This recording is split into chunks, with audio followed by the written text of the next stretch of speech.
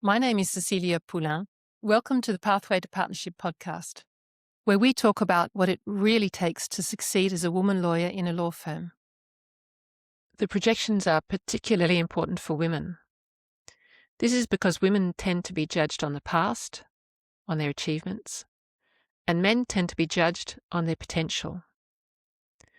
Of course, this isn't fair and it's not how it should work, but if you understand that bias, it means you can work around it. And your business case is a powerful way of doing that. As a woman, you need to make the link between the two. You need to use your past achievements as evidence of your potential. So every potential claim in your business case should, to the extent possible, be anchored to a concrete, quantified past result. Welcome to the Pathway to Partnership podcast. My name is Cecilia Poullain. I'm a former finance lawyer and I now work with women lawyers on everything related to partnership. In this podcast, you'll get clear on whether partnership is really what you want, you'll build your confidence, and you'll master client development in a way that feels sustainable.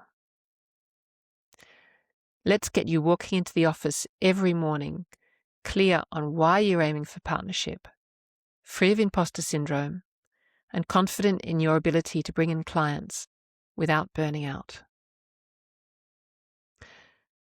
When you're setting up a business, any sort of a business, you'd normally draft a business plan.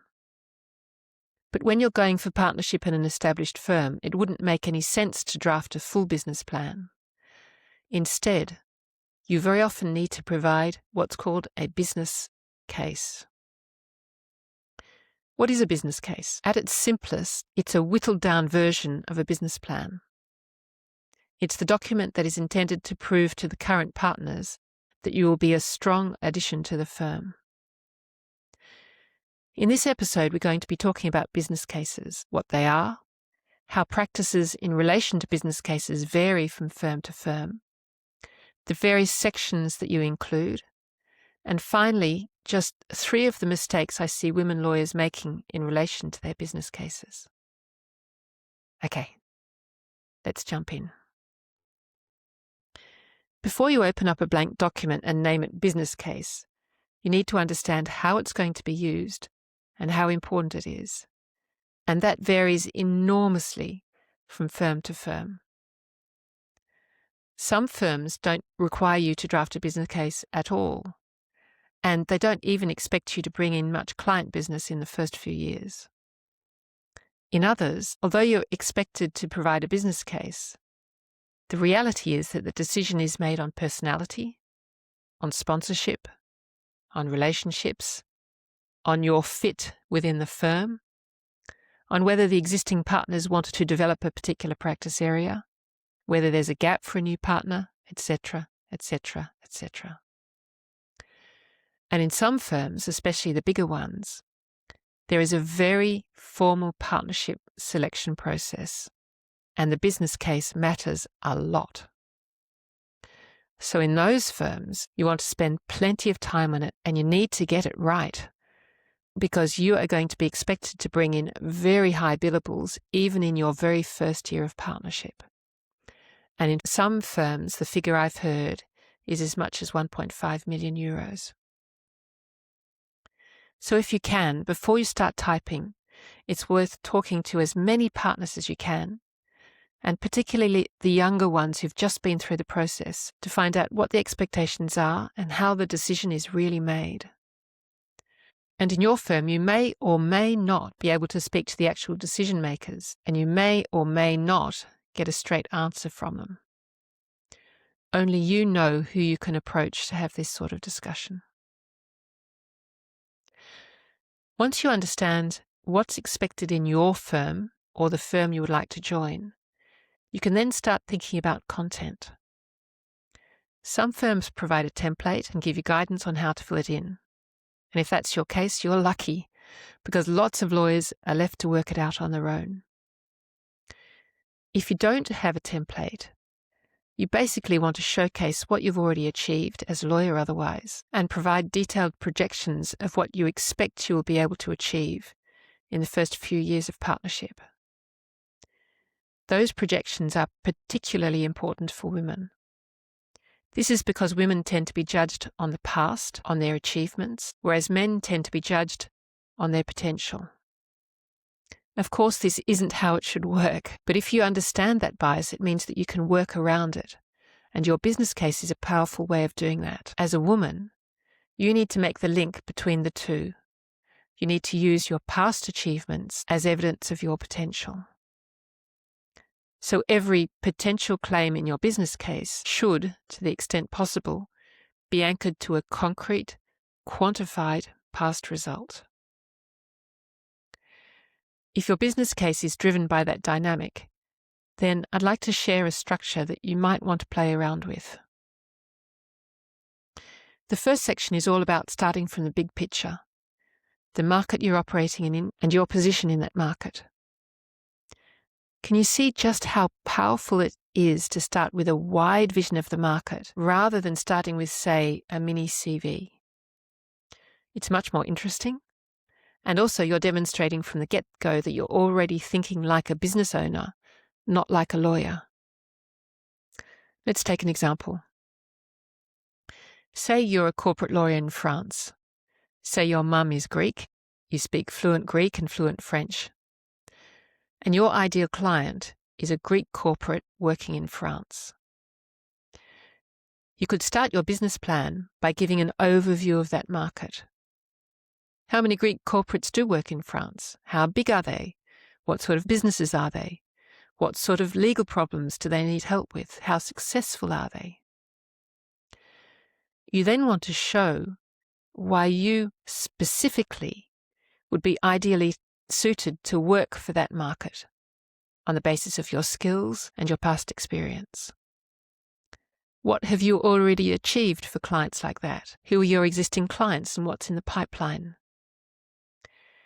Give examples of business development activities you have already done, give proof that they're working, and then show how you intend to develop those activities.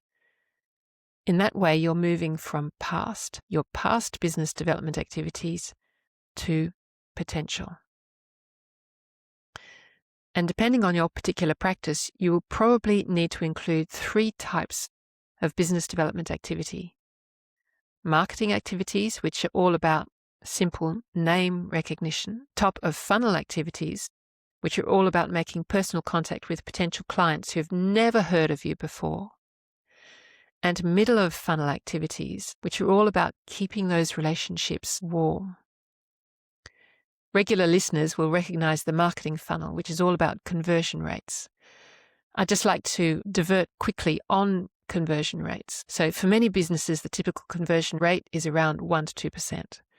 That means that you need to contact roughly 100 completely cold leads to convert 1 or 2 into a client. And that's why you need to have a highly specific market, because it means that you need to contact far less people and are much more likely to convert them into clients. So say you contact 10 potential clients and one of them becomes an actual client, then you have a conversion rate of 10% instead of 1%. And a higher conversion rate is important because it means a whole lot more clients for a whole lot less work. Okay, so back to your business plan. You've included the market, your place in it, and how you intend to build your client base. You may then want to include a section on your main competitors and how you distinguish yourself from them.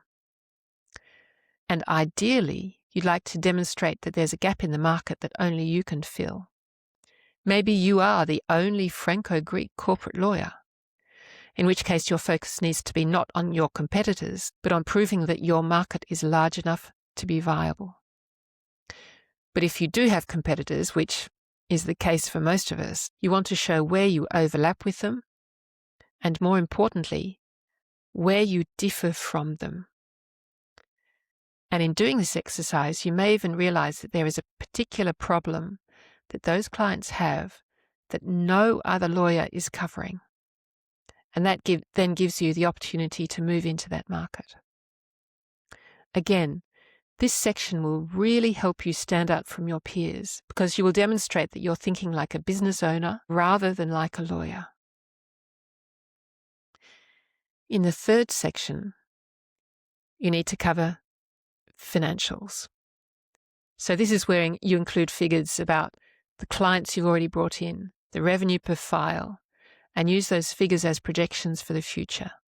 You need to give your billable hours for the past few years and how you project that those billable hours will develop.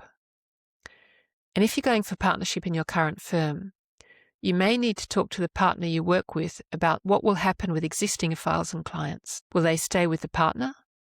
Or will they share some of them with you as you grow your own client base? And you might also want to ask questions about cross-selling. Who gets what percentage if you bring in a file? And when you've dealt with all the financials, you then need to include a section on leadership. You write about your experience so far in managing teams and projects and talk about how you'd like to develop those skills. Now, I talk to many women lawyers about their experiences in law firms. So I really know that good managers are very rare in firms. What women say to me so often is, he is an absolutely brilliant lawyer, but he's an awful manager.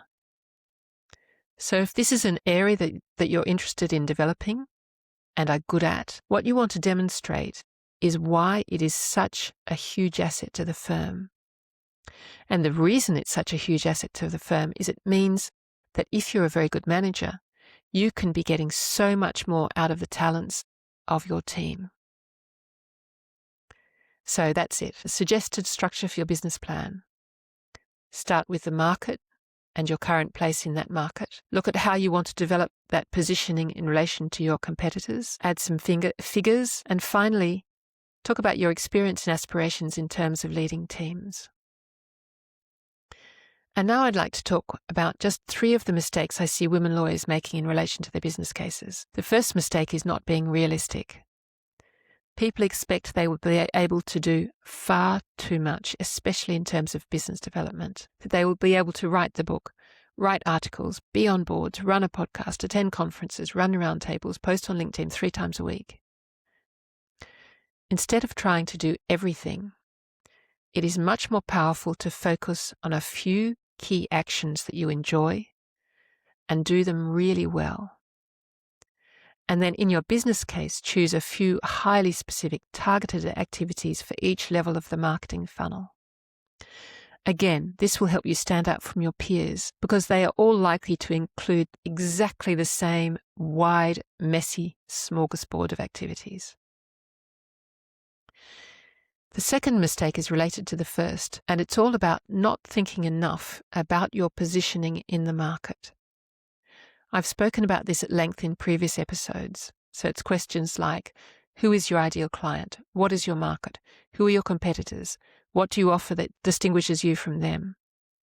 You might even want to include a SWOT table, strengths, weaknesses, opportunities, and threats. Let's take an example of how a SWOT table might apply to, say, an arbitration lawyer in Paris.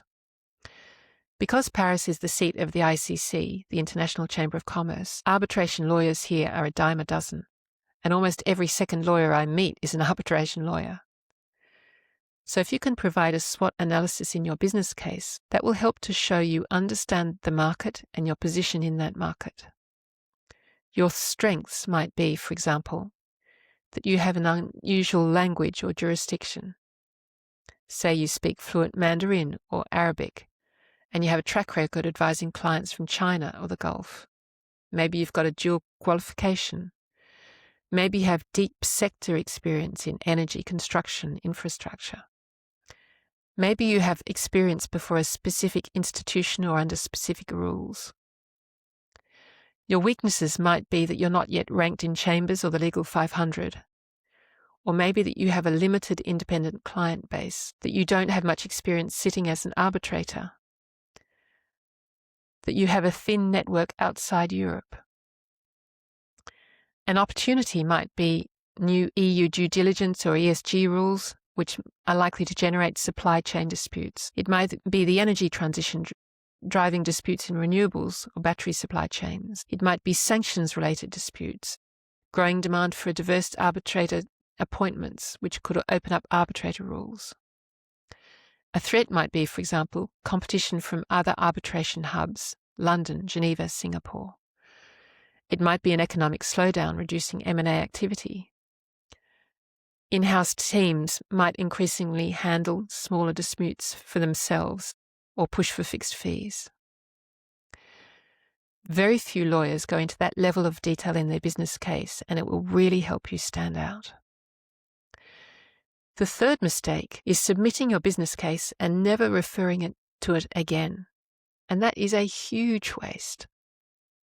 If you've spent a lot of time thinking about it, about how you're going to bring in clients, about your future position in the firm, about how you're going to develop yourself and your team, both as lawyers and as business people, then your business case can be an amazing tool. Whether you make partner or not, it's good practice for any business owner to block out time in their calendar at least every quarter to review their business. And if you have a well-drafted business case, this can be a fantastic tool to use in those quarterly reviews. You can check how you're measuring up to your projections and your goals, and you can adapt and refine it over time. So, that's it for this episode. We've looked at what a business case is. We've looked at checking out how the business case will be used in your firm. We've looked at what you should include. And we've looked at just 3 of the mistakes I see women lawyers making in relation to their business case. Before you go, could I suggest that even if you're not drafting your business case right this second, you take 10 minutes to think about what's working in your practice today, whether it's in terms of business development, in leadership skills, in strategic thinking, whatever it might be. Then think about how you might double down on each of those things. In other words, start thinking about how you go from your past experiences to increasing your potential. Thanks so much for joining me on the Pathway to Partnership podcast. As always, I really appreciate it. And I hope that this episode has given you some guidance about drafting your business plan. If you found this useful, please share it with a colleague so that together we can help more women make it to partnership and thrive when they get there. Until next time, remember, you don't have to do this alone, and you get to define success as a woman lawyer on your own terms. Thanks so much for listening.